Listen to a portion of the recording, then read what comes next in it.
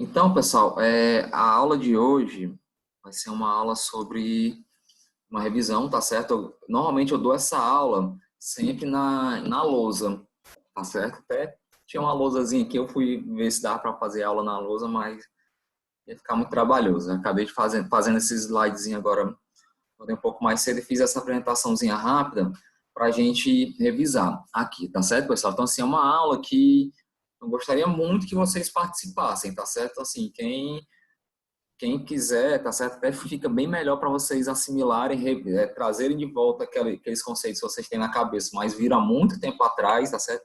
Normalmente vocês veem esses conceitos lá na pré-2 e na clínica 2. Então, às vezes a gente acaba esquecendo alguma coisa, mas é algo que sempre cai em prova, cai em concurso, cai direto no ENAD, e é algo que vocês têm que ficar sabendo. Tá certo, pessoal? Então, vamos lá, né? Então, como eu comentei, a revisão de hoje vai ser sobre conceitos em endodontias. Então, assim, a gente vai hoje discutir diversos conceitos que a gente tem que ter em mente para fazer qualquer diagnóstico, né, endodôntico. Então, vamos lá. Para começar na endodontia, né, a gente sempre vai encontrar o nosso dente com duas condições clínicas gerais, né? Lógico. Ou o dente ele vai estar vital, ou o dente ele vai estar infectado, tá certo? Então, essas são as duas condições que, lógico, sempre o paciente ele vai chegar dessa forma para a gente. E a partir desse momento que a gente vê o dente, né, a gente analisa se ele está vital ou se ele está com a polpa infectada, aí a gente vai, a partir daí, tomar alguma decisão clínica, tá certo? Primeiro a gente vai fechar o nosso diagnóstico e a partir daí a gente vai ou tomar uma decisão clínica, ou vai fazer um encaminhamento, enfim, mas a gente vai ter que sempre partir desse pressuposto. Então, assim, a partir do momento que a gente tem essas duas condições clínicas, a gente vai ter algumas possibilidades terapêuticas dentro da endodontia, né? Então, vamos lá. Tá projetando direito, não tá, pessoal? Falem aí. Né? Então, vamos lá. Até Tá. o dente vital, né? Então, a gente tem uma imagem aí do dente com uma cárie, né? Um dente cariado, um molar inferior, uma cárie avançando, né? E já com uma certa profundidade, né? Então, a partir desse momento, a gente vai ter algumas possibilidades terapêuticas. Então, vamos lá. Se esse dente, a gente vai fazer uma restauração nele, tá certo? Então, assim, a gente vai ter uma possibilidade de fazer uma terapia pulpar conservadora, tá certo, pessoal? Vocês lembram para mim quais são as classificações das terapias pulpares conservadoras? A aula vai ser toda assim, eu perguntando e vocês vão respondendo, viu? Restauração, A, capeamento. a restauração capeamento, tá certo? Capeamento era uma das respostas que eu queria. A gente só tem um tipo de capeamento? Direto e indireto. Direto e indireto. Exatamente. Pessoal, qual é um outro tipo de terapia pulpar conservadora? Ela já é um pouco mais agressiva, mas ela não está classificada ainda. Pulpotomia. A pulpotomia. Exatamente, né? Algo que a gente faz, algo que é feito muito lá na clínica infantil, tá certo? E por outro lado, a gente tem o tratamento, né, que a gente chama, né, no dia, tratamento radical. Qual seria o tratamento radical da polpa viva? A biopectomia. Exatamente, biopulpectomia, né? Então, assim, pessoal, essas classificações, né, são exatamente os conceitos. A partir daí a gente vai tirar os conceitos que vão nortear todo o nosso conhecimento teórico de endodontia e que vai nortear as principais tomadas de decisões, né, na nossa clínica. Levanta a mão e já, Vitor, tá? Quer falar alguma coisa? Só apertar o botão mesmo para... Não, apertei sem querer. Certo, né? Então vamos lá, né? Então essas são as principais condições, possibilidades terapêuticas quando a gente está com um dente vital, tá certo? Ou se não for necessário um tratamento endodôntico propriamente dito, a gente vai para um lado conservador, né? Então hoje a gente vai fazer um capeamento pulpar, uma proteção pulpar indireta. Qual é o material que a gente usa na pulpar indireta? Cimento de hidróxido de cálcio. Certo, hidróxido de cálcio. E na pulpa direta? Só o pó. PA e cimento. O pó de hidroxital essencialmente vai ficar em contato com a exposição pulpar. Tá certo, pessoal? Então, esses são os conceitos, né, da condição clínica do dente vital. Agora a gente tem um dente infectado, tá certo? A gente tem a imagem de um dente com a fístula, né, e um premolar, o segundo premolar superior. E a partir daí a gente tem algumas possibilidades de intervir endodonticamente. Então, qual é o primeiro tratamento, entre aspas, assim, tratamento endodôntico, a condição clínica endodôntica que a gente pode fazer numa intervenção no dente infectado? Acesso. O acesso. Certo, certo, ao acesso, a gente faz o acesso e a partir daí a gente continua a suplementação, irrigação e obtura. Qual é o nome dessa classificação dessa condição clínica de atendimento? Anexopectomia? Exatamente. Então, quando a gente está falando de polpa viva, nós falamos de quê? De biopulpectomia. Então, a partir do momento que a gente está falando de dente infectado, a gente vai já fazer a classificação de necropulpectomia. Tá certo, pessoal? Se vocês forem fazer alguma questão de prova, um concurso antigo, alguma coisa assim, às vezes eles têm uma classificação dentro da necropulpectomia. Não sei se vocês já viram, tá certo? Essa classificação. Mas é uma classificação do dente necrosado quando ele tem ou não tem lesão. Vocês já ouviram falar nessa classificação? Não lembro. Tá certo? Não, prof. Classificação, vocês atualmente tem prova mais antiga, mas dependendo, sei lá, se for fazer algum concurso, não sei como é a banca, né? A banca pode ser que cobre, tá certo? Então a gente tem a classificação necropulpectomia do tipo 1 e temos a necropulpectomia do tipo 2, tá certo? Então a necropulpectomia do tipo 1 é quando não existe lesão periapical, enquanto do tipo 2 a gente consegue verificar a presença de lesão periapical através do exame de imagem. Tá certo?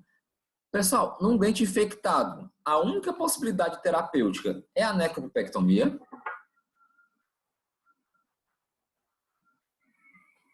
Vamos pensar. Será? Só tem a necro? Sim. Exodontia? Não. Se a gente fizer uma necropulpectomia e der um insucesso. Tratamento parendodôntico, professor? Antes Retratamento. Retratamento. Exatamente. Tá certo? Então a gente tem essa possibilidade também do dente infectado, né? Então, assim, a gente pode ter feito, né, o tratamento endodôntico, a gente teve aquela aula sobre sucesso em endodontia, né? E a gente viu algumas possibilidades de por que o dente tem uma indicação de retratamento, tá certo? Mas o retratamento seria uma outra condição clínica que a gente vai poder intervir frente a um dente com uma infecção, tá certo? Então, no caso, um dente já tratado endodonticamente, mas com a infecção permanente, tá certo? Então, agora a gente já conversou sobre as condições clínicas, né, que o dente pode apresentar, seja ele dente vivo ou um dente infectado, e agora a gente vai conversar revisar sobre os fatores etiológicos que vão trazer essas alterações, né? Essas alterações no dente vivo ou no dente infectado. Então, pessoal, vocês lembram quais são as classificações dos fatores etiológicos das alterações da polpa?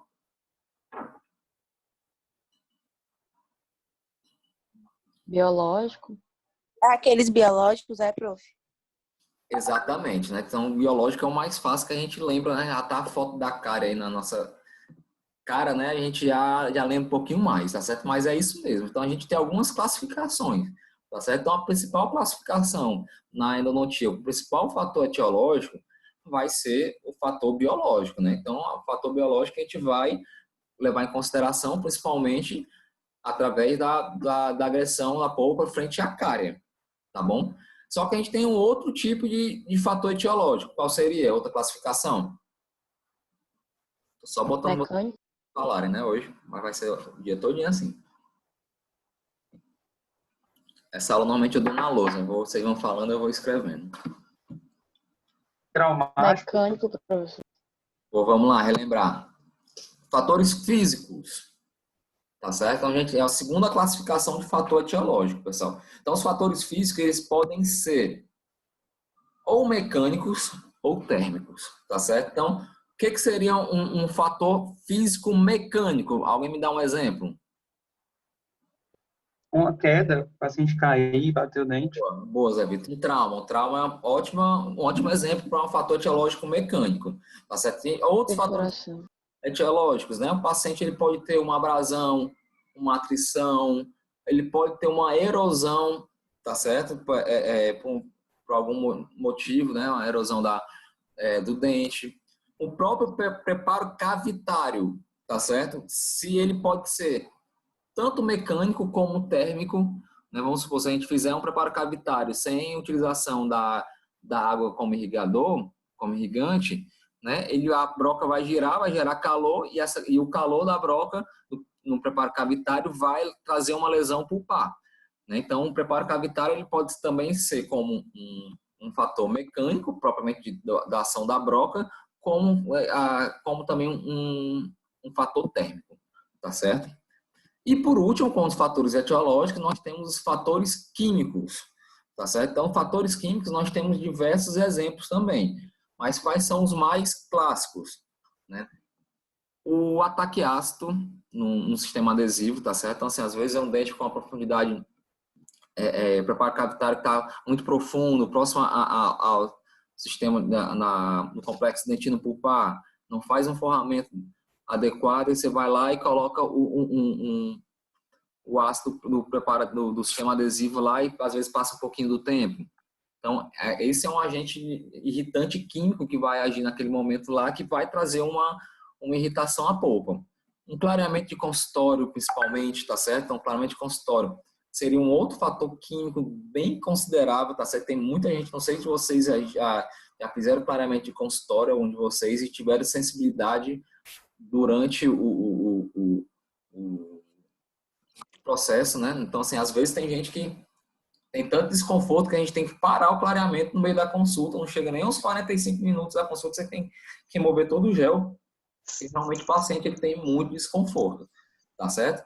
Então, esses são os principais exemplos, né, de fatores etiológicos químicos, tá bom? Então, a partir do momento que a gente já sabe, né, dos conceitos clínicos, né, do dente vital e dente necrosado.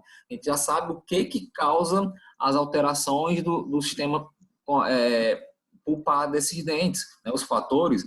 A gente vai ter que chegar a alguma conclusão, né, num diagnóstico deles, dos dentes. Então, para a gente chegar a essa conclusão, a gente tem que levar em consideração a realização de alguns testes, tá certo? Então, agora a gente vai fazer a revisão sobre os principais testes pulpares, tá certo? Pulpares e periradiculares.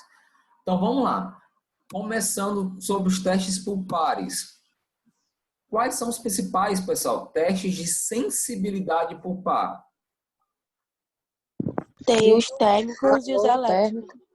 Certo, exatamente. Então, assim, até agora quando eu vi esse slide que eu fiz, não era para ter feito dessa ordem, mas, assim, muitos de vocês confundem, e isso sempre cai em prova, quando querem fazer uma casca de banana, a questão de falar que os testes térmicos são testes de vitalidade, tá certo? Então, os testes térmicos, pessoal, não são testes de vitalidade pulpar, eles são testes de sensibilidade, tá certo? Então, quanto a teste de sensibilidade, nós temos, como vocês já comentaram, o teste de frio, o teste de calor e o teste elétrico. O teste elétrico a gente praticamente não usa na faculdade, né? A gente não lança a mão dele. No consultório eu tenho o pulp teste elétrico, comprei uma vez no eBay para ver como é que era, tá R$ 30, sei lá, eu comprei, usei só uma vez em mim, para dar um choquezinho no meu dente, mas assim, a gente não costuma tanto usar o elétrico, mas a gente usa muito, somente o frio e depois o calor, tá certo? Então, a partir das respostas, principalmente do teste frio, que a gente vai conseguir distinguir algumas das alterações lá na frente, né, nos próximos slides, sobre alterações pulpares e alterações periradiculares, tá bom? Então vamos lá, quais são outros tipos de testes, pessoal, que a gente pode fazer? O teste pulpar e teste perirradicular? Palpação, percussão. Percussão. E esses testes são testes de quê? Qual o nome da classificação desses testes? Então, Perirradiculares. São testes mecânicos, tá certo? Então, assim, esses nomes, professor, pô, o que é que tem a ver mecânico? Mas é porque são esses nomezinhos, pessoal, que caem nos concursos. Isso aqui é um teste mecânico, aí tu nem lembra, né? Pô, uma percussão, teste mecânico, aí você nem para pensar, né, que é o movimento do cabo de espelho fazendo um estímulo mecânico, você nem pensar, acaba às vezes errando uma questão porque a gente não está familiarizado com a classificação com o nome propriamente dito, tá certo? Então a gente tem sim os testes mecânicos, que eles são os testes de percussão. A gente só tem um tipo de teste de percussão, pessoal? Horizontal e vertical. São 2. Exatamente. Então a gente tem a percussão horizontal e a percussão vertical. Quando é que a gente vai fazer principalmente o teste de percussão horizontal? Quando suspeitar de... Suspeita de lesão parapical. O horizontal? Não, horizontal. Não, vertical que é de lesão. E o horizontal? É lesão endopérina, não? Coisa assim. Então, pessoal, normalmente a percussão horizontal a gente vai fazer quando a gente quer avaliar comprometimento periodontal, tá certo? Então a gente vai, e assim a gente faz a percussão horizontal, tá certo? Mas quando a gente quer realmente verificar o periápice do dente, aí sim a gente faz a percussão vertical, né? Porque é para estimular o ápice da raiz do dente, a estimular o tecido perirradicular, e a partir daí o paciente vê se tem desconforto ou não. Então, como são os resultados dos testes de percussão? O que o paciente pode dizer para a gente? Como é que a gente classifica os resultados? Vai ser o quê? Uma percussão. A gente diz que a percussão é o quê? Positiva ou negativa, Positiva não? ou negativa. Exatamente. Então, a gente vai fazer a classificação então, num texto de questão, você fala, o teste de percussão vertical foi positivo. Então, às vezes, ele não vai falar, o paciente sentiu desconforto ao teste de percussão. Não, ele vai falar, o teste de percussão foi positivo. Tá certo? Então, porque às vezes vocês acham que quando a gente faz uma percussão, a gente sente, né? A gente sente a pancadinha, né? Então, assim, às vezes a gente acha que porque sente é positivo. Não, é positivo quando tem um desconforto, tá certo? Então, essa é a classificação do exame de percussão, teste mecânico, ele é positivo ou negativo. E qual outro teste mecânico vocês falaram no começo? Palpação, né? Exatamente, né? Então, cadê o slide? Passa, exato. Então, o outro teste é o teste de palpação, tá certo? Então, a gente vai lá palpar toda a região, normalmente também próxima ao periápice, e como é que vai ser a classificação do resultado de palpação? Vai ser assim como o de percussão, vai ser Positivo e negativo positivo também. ou negativo, tá certo? Isso mesmo, Jéssica. E alguns outros testes, alguém de vocês podem me falar mais alguns outros testes que a gente pode estar realizando para fim de diagnóstico? Exame radiográfico. Certo. O que mais? Mas assim, algum outro exame que a gente faça alguma intervenção no dente, propriamente dito? Tem aquele com anestésico também. Tem o com a broca, não? Que é... Você bota a broca até o... Qual o nome Sim, desse sim. da broca, Jéssica? É isso mesmo. Não lembro. Alguém lembra aí a Jéssica, pessoal? É a de cavidade, né? Não? É, de cavidade. É isso mesmo. Exatamente. Tem que ter um teste de cavidade, né? Então, aqui no começo, a gente falou que os testes por pares de sensibilidade são frio, calor e elétrico. Então, o de cavidade, né? Ele não vai ser de sensibilidade. Ele vai ser de quê? Mecânico. Biomecânico. Não vai ser... Vai ser mecânico, mas assim, não. A classificação dele, ele vai ser, pessoal... Ele vai ser de vitalidade. Vitalidade, tá certo? Então, o teste de cavidade, pessoal, ele vai ser de vitalidade. Porque aqui, realmente, a gente tá vendo se o dente está vivo ou não. Certo?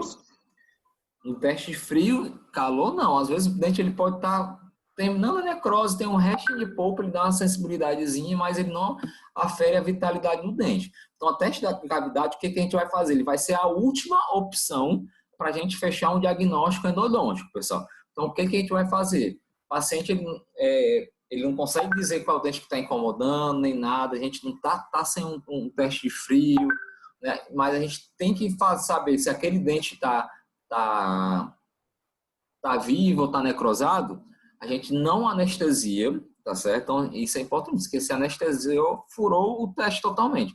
Não realiza anestesia e começa a fazer a remoção do tecido cariado. E vai aprofundando cada vez mais, tá certo? Então, cada vez que vai chegando próximo da polpa, se o dente estiver vital, o paciente ele vai levantar a mão, vai te xingar mentalmente, é o filho da mãe, né? E a partir daí a gente, o dente está vital. Se o paciente não continuar sentindo, você está sem anestesiar, você vai continuando a abrir, vai chegar até o momento que vai cair no vazio, vai cair no sistema de canal e a gente vai verificar que realmente o dente não estava vital. Um outro teste que a gente tem a possibilidade de fazer é o teste de anestesia. Como é que é o teste de anestesia? Às vezes a gente não usa tanto, mas às vezes o paciente ele não consegue identificar qual dente que dói, qual dente está incomodando. Então, a partir daí a gente vai e faz algumas anestesias em alguns locais, alguns dentes, para ver se o paciente ele para de sentir o desconforto. Às vezes o paciente está se querendo, estou com dor de dente, tá? Não, é por aqui, não sei dizer qual é. Aí você vai lá, vai anestesiando. Às vezes, eu nunca me esqueço do paciente que eu peguei uma vez numa clínica que eu trabalhava, que ele se queixava de muita dor no dente 16, era dor, que não tinha praticamente nada. Acho que era uma restauração que tinha, radiografia não tinha nada, mas ele tinha uma cavidade no 46. Aí depois a anestesia, o dente inferior, ele falava, parou de doer. E ele jurava de pé junto que era o 16. Enquanto na verdade era o 46. Então foi um teste de anestesia. A gente também pode lançar a mão. Tá certo, pessoal? Ok, então alguma dúvida sobre testes pulpares? Vamos para frente. A gente tem 20 minutos para essa revisão. Professor, o de anestesia então também é para vitalidade? Mas tanto é para vitalidade e também assim, é mais para um diagnóstico diferencial para a gente saber qual é o dente que realmente está incomodando, tá bom?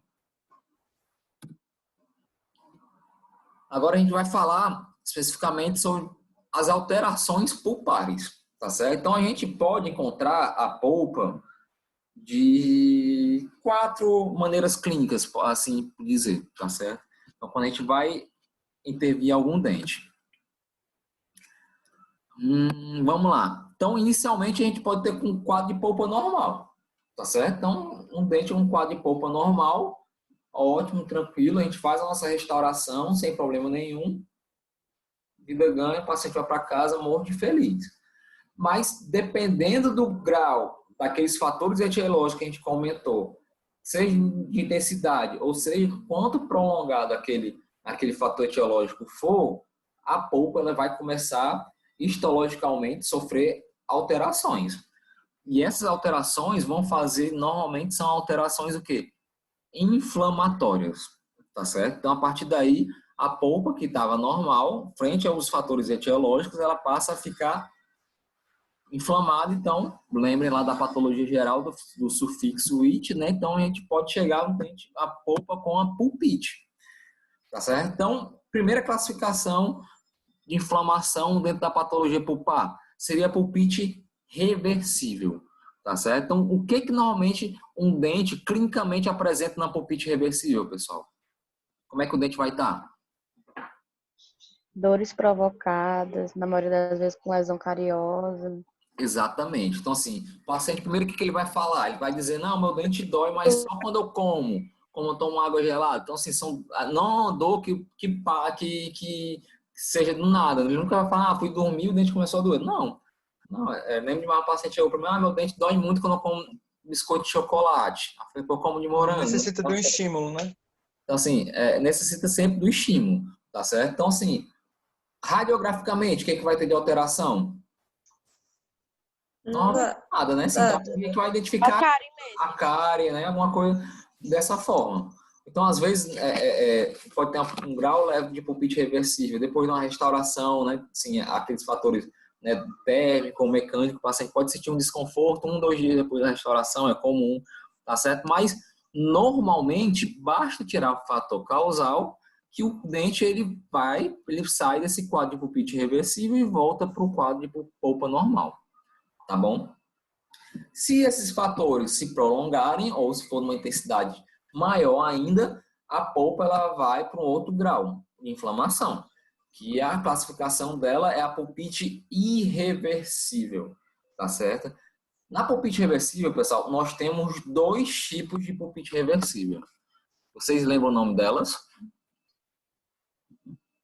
Sintomática e assintomática.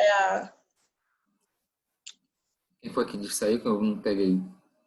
Mas alguém respondeu aí, né? Então, assim, nós temos 2 tipos, pessoal. A sintomática e a assintomática. Então, pessoal, a pulpite sintomática é aquela clássica que o paciente ele vai falar que quando eu for deitar para dormir à noite, o dente começa a doer. É aquela dor que o paciente chega e fala assim, meu dente parece ter um coração dentro, pulsando. É aquela dor que o paciente tira o juízo do paciente. Então, por isso que o próprio nome diz, fala que ele é uma pulpite sintomática, tá certo? Então, é uma dor que normalmente não vai passar com analgésico, tá certo? O paciente fala, estou aqui tomando direto de pirone, não passa essa minha dor. Então, assim, essas frases clássicas dos pacientes que a gente tem que catar. O paciente, foi dormir, eu deito para dormir, meu dente começa a doer. Opa, vai botando na cabeça. Tomei um Tilenol, não passou. Opa.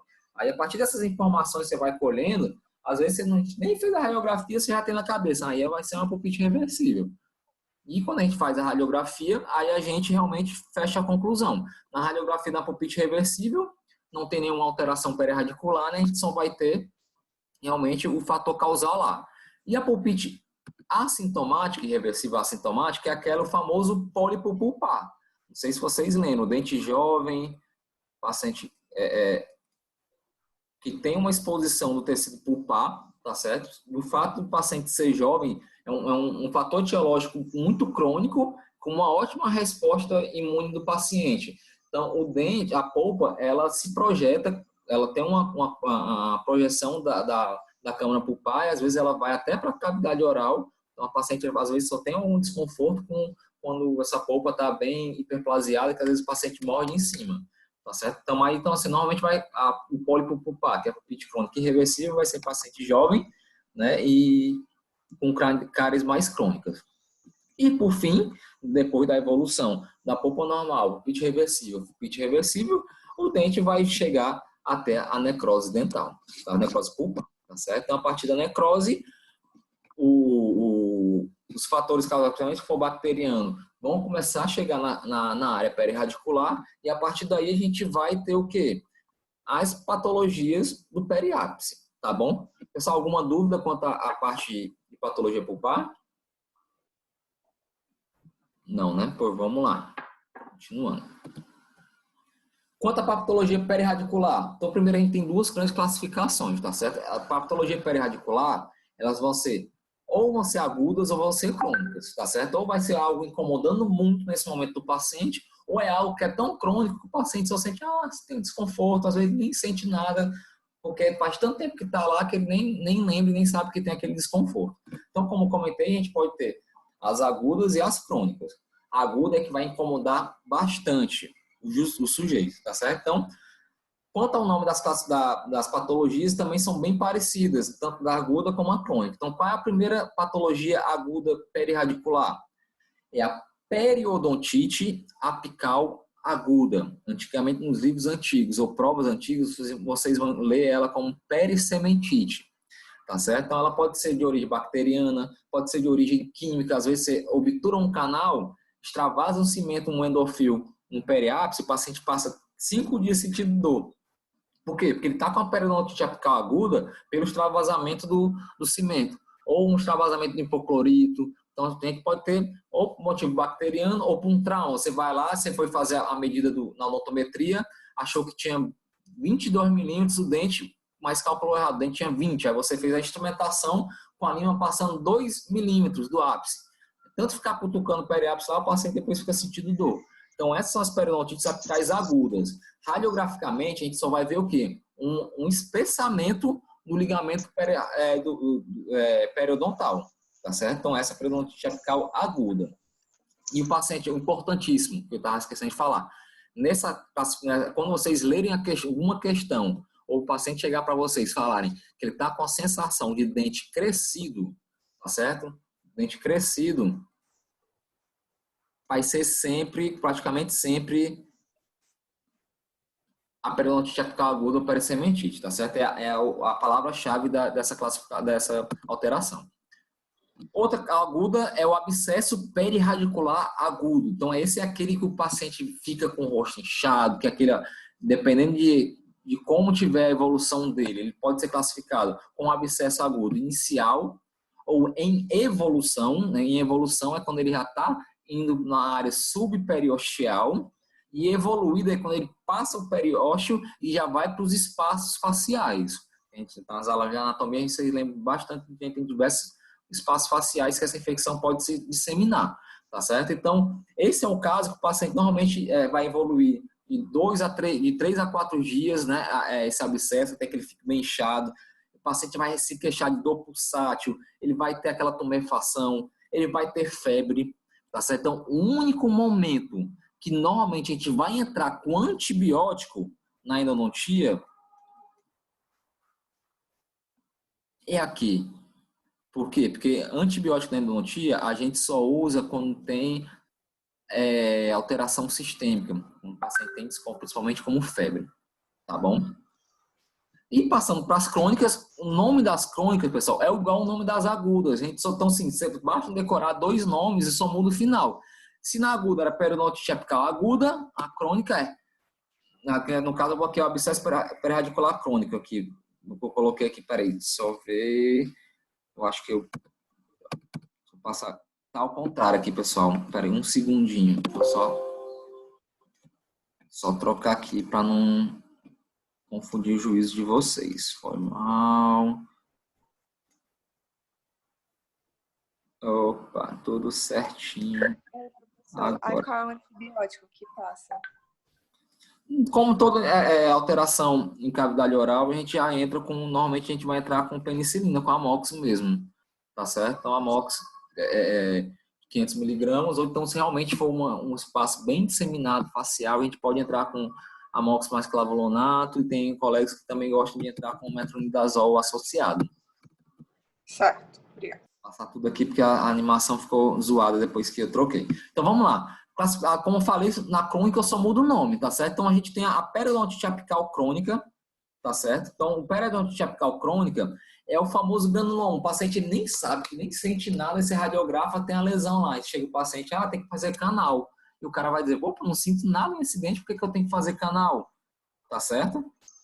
Então, essa é a característica clara da periodontite apical crônica. E ela tem alguns estágios. Ela tem um estágio inicial, ela tem um estágio de granuloma, tá certo? Que é esse que eu comentei que o paciente nem sabe. E quando ela está no estágio de granuloma, ela pode evoluir. Se a gente fizer um tratamento canal, ela vai regredir, vai sumir. Se o sistema imune do paciente for bom, ele continua como granuloma, ou então ele pode evoluir para um cisto, tá certo? E caso uma outra evolução do granuloma também, caso o paciente ele tenha algum problema imune, alguma coisa assim, o granuloma ele pode vir para cá, se transformar num abscesso perirradicular agudo, que é quando a gente chama de abscesso fênix. Tá certo? Então, o que é abscesso fênix? É um granuloma, que é um processo crônico, quando ele reagudiza e vira um abscesso perirradicular agudo. Tá certo? E quanto à parte de abscesso, quando ele é crônico, é a famosa fístula. A fístula não é nada mais nada menos do que um abscesso. E qual é a classificação da fístula dentro da patologia perirradicular? Então, a classificação da fístula é o abscesso perirradicular crônico. Tá certo? Então, assim, a parte da patologia perirradicular, a gente precisa saber de 2 nomes, abscesso perirradicular e periodontite apical. Então, a gente depois só muda crônica e aguda, tá certo? Então, nesses casos, teste de sensibilidade, tudo negativo, né? Teste radiográfico, a gente vai ver nas crônicas, né? A alteração, a lesão periapical, né? Depende do tamanho do granuloma, no abscesso periarticular crônico, a gente também pode, com o dente dele pode estar com granuloma, né? A gente vai ter essa alteração no periápice. Tá certo, pessoal? Dúvidas aqui na patologia periarticular? Sei que fiz um pouquinho, corri um pouquinho, mas é porque eu quero começar a prova logo para a gente não ter problemas. Alguma dúvida, povo? Tranquilo? Prof, eu tenho uma dúvida, pera. O senhor falou que o granuloma ele pode virar um abscesso periarticular agudo, que no caso seria a fístula. Que quando isso acontece... O granuloma ele vira um abscesso periarticular agudo, aí ele vira não é a fístula não, ele vira o abscesso que vai inchar abscesso fênix. Abscesso fênix. Ah, beleza, tá certo. Tá certo? Tranquilo? Ok. Então, povo, a gente fez uma revisão bem rápida hoje, tá certo? Mas, assim, é importante vocês relembrarem esses conceitos, tá certo? Das condições clínicas que o dente pode estar, dos testes pulpares e os fatores etiológicos da patologia das alterações pulpares e periradiculares. Tá certo, pessoal? Então, o que eu tinha para falar de endo era isso, tá certo? Obrigado pela atenção e eu vou já gerar um outro link para a gente poder discutir as questões, tá certo, pessoal? Obrigadão e até já.